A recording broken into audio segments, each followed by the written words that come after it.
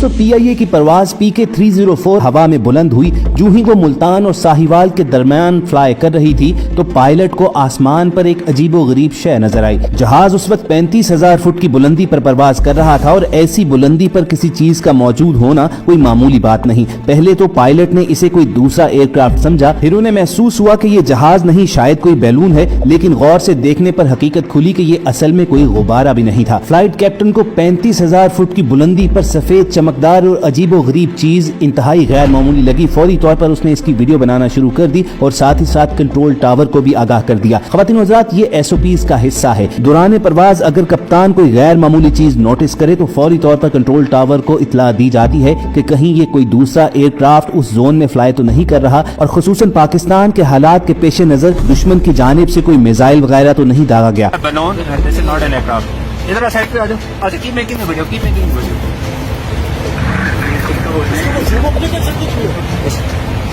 I am.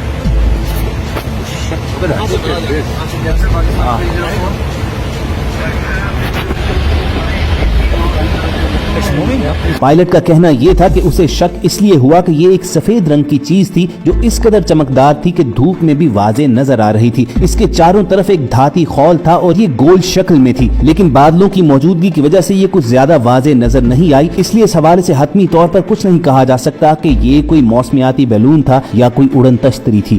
इसके साथ साथ PIA के तर्जुमान ने भी एक बयान जारी किया जिसमें सोशल मीडिया पर चलने वाली वीडियो क्लिप का हवाला दिया गया। तर्जुमान ने कहा कि PIA की 23 जनवरी को PK-304 फ्लाइट के कैप्टन ने दौरान परवाज आसमान पर किसी ऐसी चीज का मुशाहिदा किया जो वाज़े नहीं थी। ये गैर मामूली चीज मुल्तान और साहिवाल की फिजाई हदूद में देखी गई। तर्जुमान का कहना था कि इसकी वीडियो भी बनाई गई जो सोशल मीडिया पर गर्दिश कर रही है। कप्तान ने फौरी तौर पर इंतजामिया को वाक़े की रिपोर्ट भी की थी, ताहम इस गैर मामूली चीज के बारे में हतमी तौर पर कुछ कहा नहीं जा सकता है।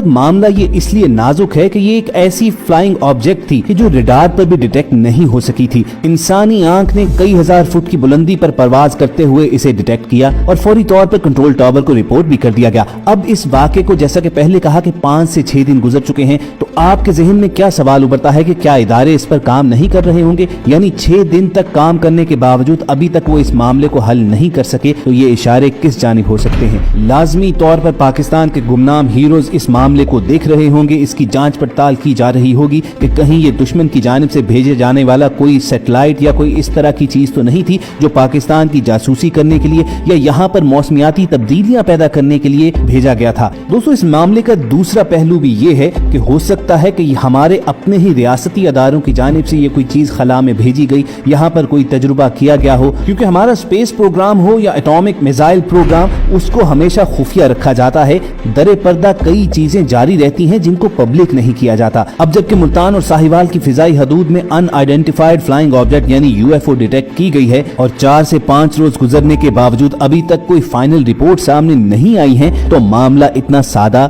और सीधा नहीं है जितना कि समझा जा रहा है।